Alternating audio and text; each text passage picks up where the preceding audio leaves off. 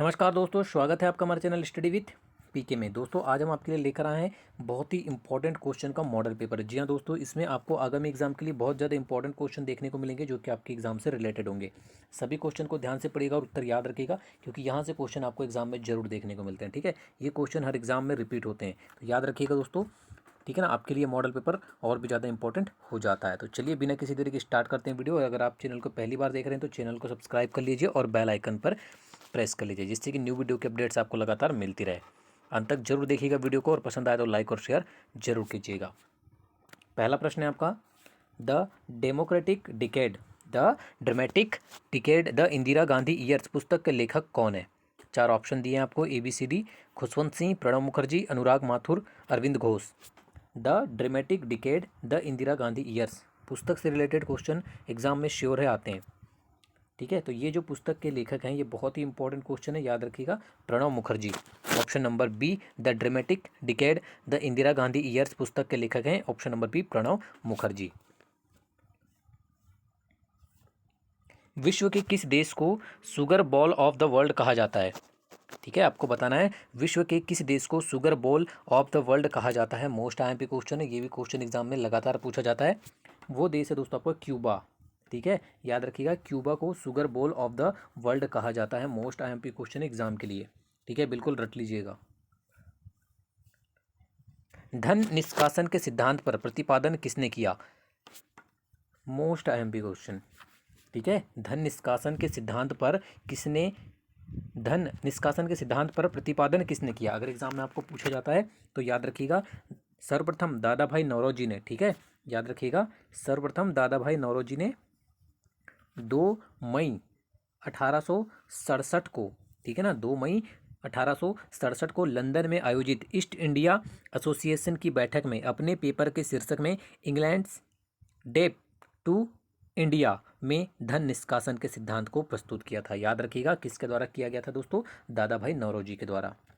चलिए आगे बढ़ते हैं।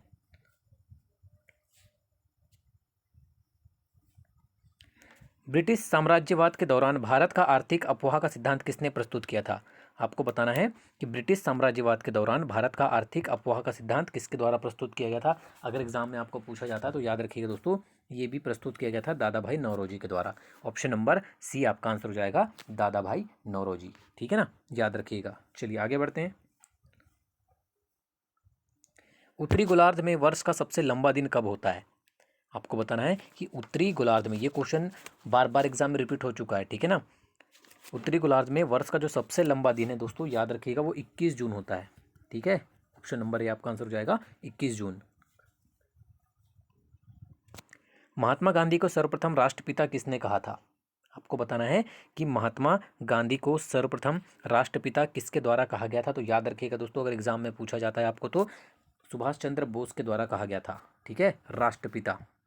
ठीक है ना, अगर एग्जाम में पूछा जाता है तो याद रखिएगा। कॉन्क्वेस्ट ऑफ सेल्फ के लेखक कौन है? आपको बताना दोस्तों, कॉन्क्वेस्ट, यहाँ कॉन्चेस्ट लिखा गया है, कॉन्क्वेस्ट ऑफ सेल्फ के लेखक कौन है? Most IMP question. ठीक है, याद रखिएगा, कॉन्क्वेस्ट ऑफ सेल्फ के जो लेखक हैं दोस्तों वो हैं आपके Mahatma Gandhi. Option number A आपका आंसर हो जाएगा। ठीक है ना, याद रखिएगा, अगर एग्जाम में पूछा जाता है आपको तो आपको याद रखना है। चलिए आगे बढ़ते हैं। इंडियन नेशनल कांग्रेस का प्रथम अध्यक्ष कौन था? बहुत अच्छा क्वेश्चन है, लगातार एग्जाम में रिपीट होता है। तो दोस्तों याद रखिएगा कि इंडियन नेशनल कांग्रेस के प्रथम अध्यक्ष जो है वो 1885 में कौन बने थे दोस्तों? व्योमेश चंद्र बनर्जी। इसका आंसर काफ़ी लोगों को पता होगा, क्योंकि ये क्वेश्चन एग्जाम में लगातार रिपीट होता है। ठीक है ना, आपको याद रखना है कि इंडियन नेशनल कांग्रेस के प्रथम अध्यक्ष कौन थे? व्योमेश चंद्र बनर्जी थे। भारत का राष्ट्रीय गान जन गण मन पहली बार कब गाया गया था? बहुत अच्छा क्वेश्चन है दोस्तों, याद रखिएगा, भारत का राष्ट्रीय गान जन गण मन पहली बार 1911 में गाया गया था। ठीक है ना, याद रखिएगा, ऑप्शन नंबर बी आपका आंसर हो जाएगा, 1911 में गाया गया था। ठीक है ना।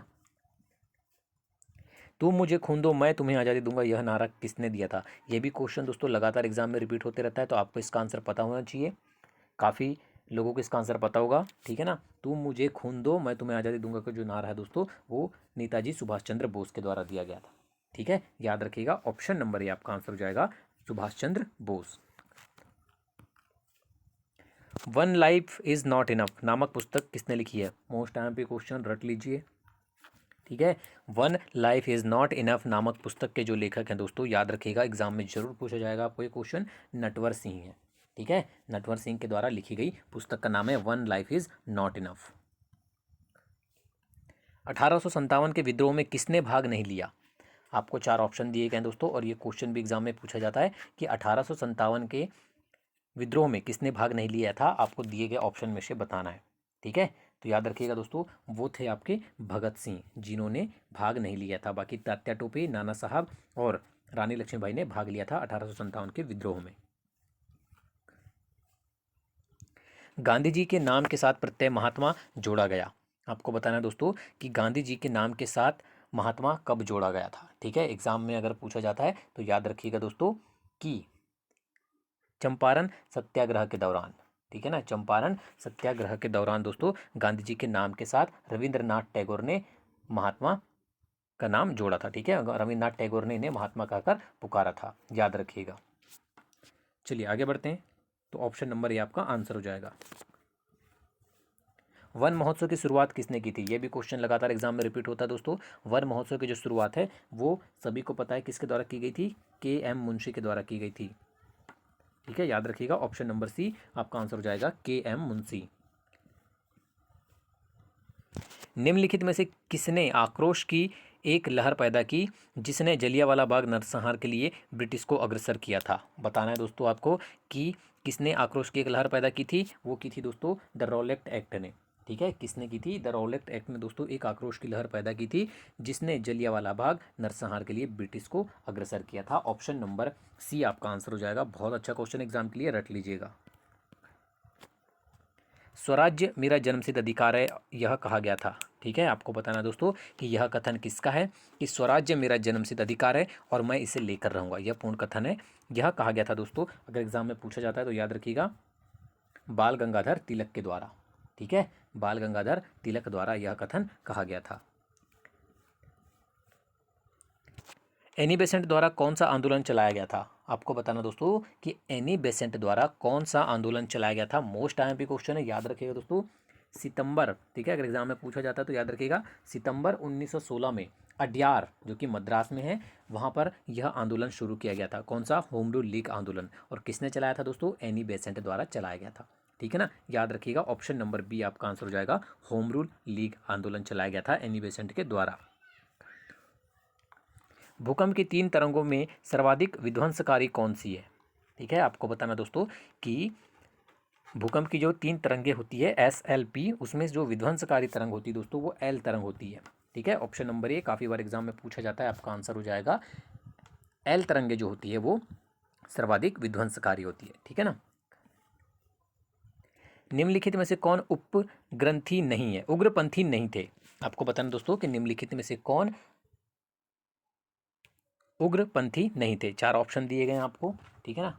तो दोस्तों निम्नलिखित ऑप्शन में से जो उग्रपंथी नहीं थे वो है दोस्तों आपके गोपाल कृष्ण गोखले, ठीक है ना। याद रखिएगा, गोपाल कृष्ण गोखले जो है दोस्तों ये उग्रपंथी नहीं थे। अगर आपको एग्जाम में पूछा जाता है दोस्तों तो बिल्कुल आपको आंसर याद रखना, ठीक है ना। गोपाल कृष्ण गोखले जो थे दोस्तों वो उदारवादी समूह से संबंधित थे, ठीक है ना। गोपाल कृष्ण गोखले उदारवादी समूह से संबंधित थे, याद रखिएगा। चलिए आगे बढ़ते हैं। मैगुलन जलडमरू मध्य स्थित है, आपको बताना है मैगुलन जलडमरू मध्य कहाँ पर स्थित है। अगर एग्जाम में पूछा जाता है दोस्तों तो याद रखिएगा, प्रशांत महासागर एवं दक्षिणी अटलांटिक महासागर के बीच स्थित है, ठीक है। मैगुलन जलडमरू मध्य, याद रखिएगा। ऐसे क्वेश्चन दोस्तों आपको एग्जाम में सिलेक्शन दिलाते हैं। निम्नलिखित में से कौन सी नदी बंगाल की खाड़ी में नहीं गिरती है? ठीक है, ऐसे क्वेश्चन जब आते हैं दोस्तों तो बहुत से लोग कंफ्यूज हो जाते हैं, ठीक है ना। तो दोस्तों आपको बिल्कुल याद रखना है कि दी गई नदियों में से, ठीक है, जो गोदावरी, महानदी और कृष्णा नदी है, ये तीनों नदी आपकी बंगाल की खाड़ी में गिरती है, ठीक है ना। और दोस्तों जो आपकी ताप्ती नदी है, ठीक है ना, जो ताप्ती नदी है ये कहाँ गिरती है दोस्तों? अरब सागर में गिरती है, ठीक है ना। तो ऑप्शन नंबर ए आपका आंसर हो जाएगा, ताप्ती नदी बंगाल की खाड़ी में नहीं गिरती है, यह अरब सागर में गिरती है, इसलिए आपका आंसर हो जाएगा दोस्तों ऑप्शन नंबर ए, ठीक है ना, याद रखिएगा। चलिए आगे बढ़ते हैं। कौन सी भाषा ऑस्ट्रिक समूह से संबंधित है? बहुत अच्छा क्वेश्चन है दोस्तों, आपको बताना है कि कौन सी भाषा ऑस्ट्रिक समूह से संबंधित है। अगर एग्जाम में पूछा जाता है तो याद ये रखिएगा दोस्तों, वो भाषा है आपकी खासी। ठीक है, खासी भाषा जो है वो ऑस्ट्रिक समूह से संबंधित है। काफ़ी बार एग्जाम में ये क्वेश्चन भी पूछा जा चुका है। आज़ाद हिंद फौज की स्थापना किसने की थी। ठीक है, आपको बताना दोस्तों कि आज़ाद हिंद फौज की स्थापना किसके द्वारा की गई थी। बहुत ही अच्छा क्वेश्चन दोस्तों, अगर एग्जाम में पूछा जाए तो याद रखिएगा, सुभाष चंद्र बोस के द्वारा आज़ाद हिंद फौज की स्थापना की गई थी। ठीक है ना, याद रखिएगा। गांधी जी ने दांडी यात्रा प्रारंभ की थी। आपको बताना दोस्तों कि गांधी जी ने दांडी यात्रा जो है वो कहाँ से प्रारंभ की थी, पूछा गया है। ठीक है ना आपको, तो दोस्तों अगर कहाँ से प्रारंभ की थी पूछेगा तो आपको याद रखना दोस्तों, साबरमती से प्रारंभ की थी। ठीक है ना, गांधी जी ने अपने 78 अनुयायियों के साथ 12 मार्च 1930 को साबरमती आश्रम से नमक कानून तोड़ने के लिए निकले थे और 6 अप्रैल 1930 को दांडी पहुंचकर नमक कानून को तोड़ा था। ठीक है ना, याद रखिएगा। तो इनने यात्रा प्रारंभ की थी साबरमती से। ठीक है ना, याद रखिएगा। चलिए आगे बढ़ते हैं। ऋतुओं में परिवर्तन किससे होता है। ठीक है, आपको बताना दोस्तों कि ऋतुओं में परिवर्तन किससे होता है। घूर्णन गति, दैनिक गति, वार्षिक गति या इनमें से कोई नहीं। तो दोस्तों ऋतुओं में जो परिवर्तन होता है दोस्तों वो वार्षिक गति, ठीक है ना, या परिक्रमण गति के कारण होता है। ठीक है ना, और जो याद रखिएगा। ठीक है ना, तो ऑप्शन नंबर सी आपका आंसर हो जाएगा। ठीक है ना। काली मिट्टी में कौन सी फसल होती है। मोस्ट आईएमपी क्वेश्चन है, रिपीटेड क्वेश्चन है दोस्तों ये काली मिट्टी में कौन सी फसल सर्वाधिक होती है। तो याद रखिएगा दोस्तों, कपास की फसल। ठीक है, काली मिट्टी में सर्वाधिक होती है, तो ऑप्शन नंबर ए आपका आंसर हो जाएगा। ठीक है ना, ये क्वेश्चन लगातार एग्जाम में रिपीट होता है।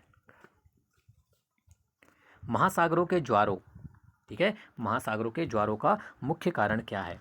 4 ऑप्शन दिए गए दोस्तों आपको, ए बी सी डी। ठीक है ना, तो दोस्तों महासागरों का जो ज्वारों का जो कारण होता है, ठीक है, याद रखिएगा, महासागरों के ज्वारों का जो कारण होता है दोस्तों वो सूर्य और चंद्रमा की आकर्षण शक्ति होती है। ठीक है, याद रखिएगा, सूर्य और चंद्रमा की आकर्षण शक्ति के कारण ही महासागरों के में ज्वार उत्पन्न होते हैं। ठीक है ना, तो ऑप्शन नंबर ए याद रखिएगा आपका आंसर हो जाएगा। कौन सी नहर भूमध्य सागर और लाल सागर को जोड़ती है। मोस्ट आईएमपी क्वेश्चन है, बिल्कुल रट के जाइएगा, आपको एग्जाम में क्वेश्चन देखने को मिलेगा दोस्तों कि वह कौन सी नहर है जो भूमध्य सागर और लाल सागर को जोड़ती है। तो वो नहर है दोस्तों आपकी स्वेज नहर। ठीक है, ऑप्शन नंबर बी आपका आंसर हो जाएगा, स्वेज नहर। ठीक है ना, मोस्ट आईएमपी क्वेश्चन है, बिल्कुल रट लीजिएगा।